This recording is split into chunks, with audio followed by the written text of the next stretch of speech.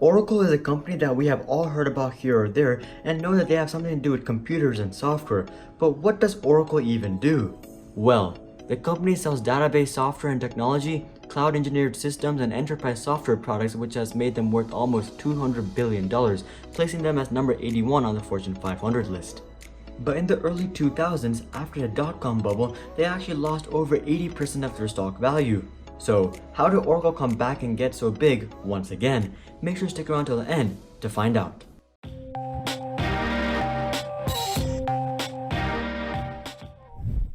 Welcome to Hari's Hobbies. So it all started in 1977 when Larry Ellison and Bob Miner, two computer programmers at American Electronics, and their supervisor Ed Oates started a company called Software Development Laboratories. They were heavily inspired by the British computer scientist Edgar Codd. He had outlined a relational database model, and these three saw a lot of potential in it. Their goal was to organize large amounts of data in a way where it was efficient in terms of storage and could be retrieved quickly.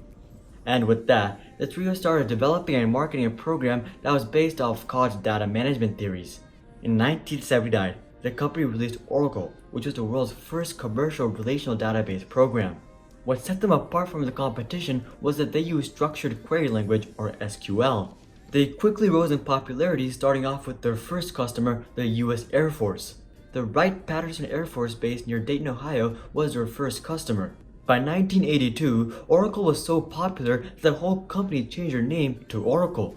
They quickly grew throughout the early 1980s, and in 1986 they would go public. And just a year later in 1987, they would become the world's largest database management company. While Oracle's database program grew rapidly, it was actually their aggressive acquisitions that grew the company very quickly.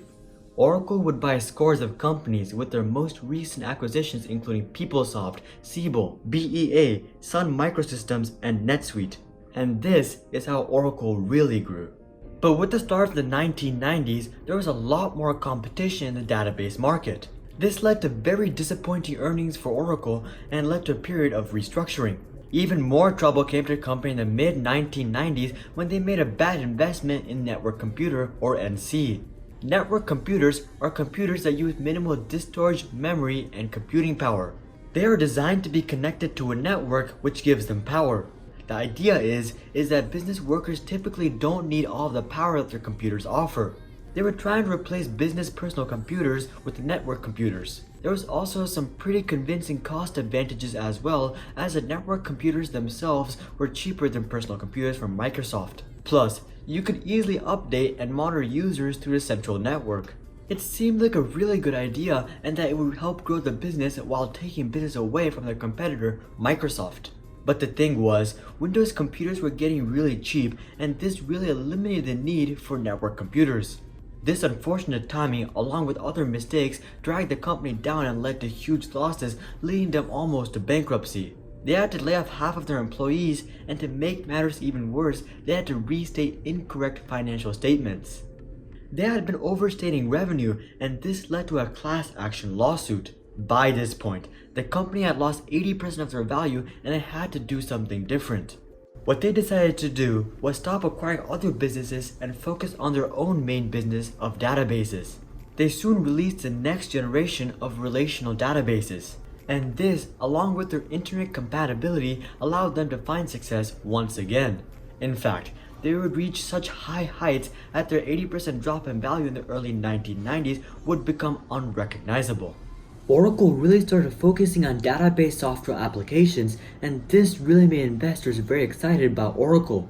While at first this sounds really good, this was actually really bad for Oracle, as it made them a prime victim of the dot-com bubble. If you don't know what the dot-com bubble is, it is also called the internet bubble, and it was the rapid rise of US technology stocks due to speculation. It was fad-based investing that many venture capitalists and firms took part in. They poured a lot of money into technology companies as they wanted to be part of the next big thing like Microsoft or Bloomberg. And this phenomenon had a huge effect on Oracle's growth throughout the late 1990s and early 2000s. Let me put it all in perspective with some Oracle stock prices throughout this time period. In the 1980s, Oracle stock was 50 to 60 cents, and after missteps it dropped all the way to about 15 cents. Now, they did completely change their focus and do something different.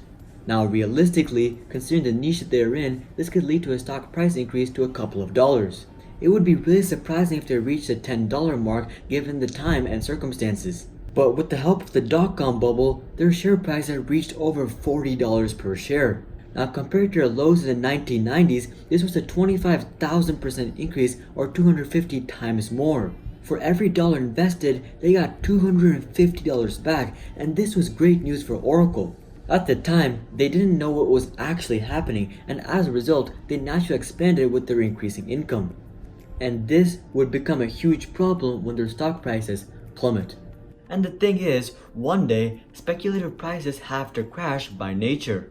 And this is precisely what happened in the early 2000s when the dot-com bubble burst.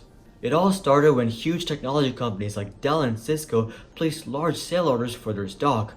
And this is when Nasdaq peaked on March 10, 2000 at $5,048. These huge corporations wanting to sell their stock really instilled a lot of fear among investors. Investors scrambled to sell all of their technology stocks, and within just a couple of weeks, the stock market lost 10% of its value. Investment capital quickly dried up, and many companies completely folded. This speculative bubble seems like a no-brainer today, but when it was happening, it seemed pretty legit.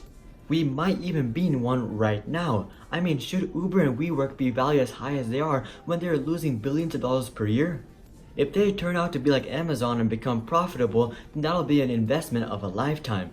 But if those companies fold, in 10 years it'll seem like a no-brainer to not invest in companies that are losing so much money. So hopefully that helps to contextualize why that whole incident happened. It seems a lot simpler in retrospect than in reality. Anyways, going back to Oracle, their stock price dropped from $45 to just $7 in just 2 years. Their capital had evaporated and they lost over 80% of their value once again. This new stock price is probably closer to the true value of the company, and this would ordinarily be no problem. This is still significant growth from 60 cents a share. But the thing is, with all of that capital flowing in during the dot-com bubble, Oracle made a lot of choices that they otherwise wouldn't have made. And when investment took a downturn, the company really took a beating, but they would come back. So, how did they come back this time?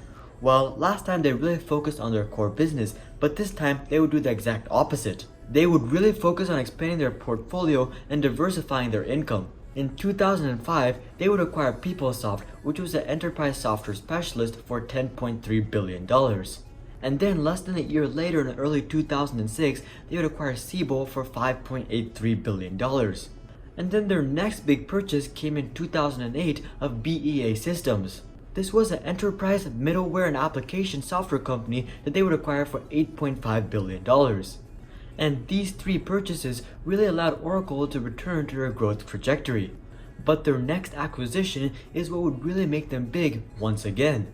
This acquisition was Sun Microsystems in 2010 for $7.4 billion. They got two main assets from this acquisition, which was the Java programming language and the MySQL database platform. And this gave Oracle entry into the tech market and allowed them to compete much more effectively. And then after all of that, they went out and bought NetSuite for $9.3 billion. And this has really bolstered Oracle's presence in the cloud computing space. And why this is so important is that this purchase allowed them to expand their revenue into recurring revenue. This has allowed them to start to move away from fluctuations in their revenue due to one-time hardware and software sales. With recurring revenue, their overall revenue is much more predictable. And all of this has really made stock investors very confident in the prospects of the company. And this has not only allowed them to return to their speculative heights, but actually beat it, reaching $56 in June of 2019. Oracle's comeback is a prime example of a tech company adapting to new technology trends and diversifying their business.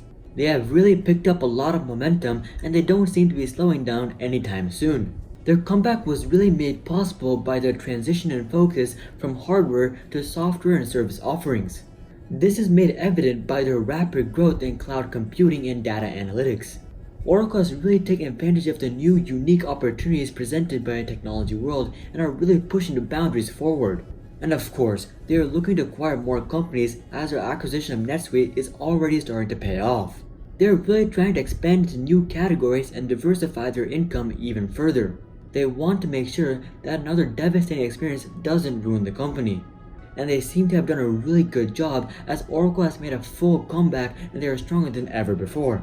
Oracle is a giant in the tech world, and they have done very well in staying relevant. They have not let the changing conditions in information technology make them obsolete.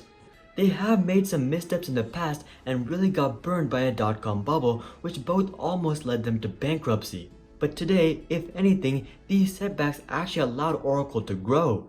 It has really taught them to adapt, and this has allowed them to take full advantage of current tech trends. And they seem to have joined the industry's growth prospects for the foreseeable future.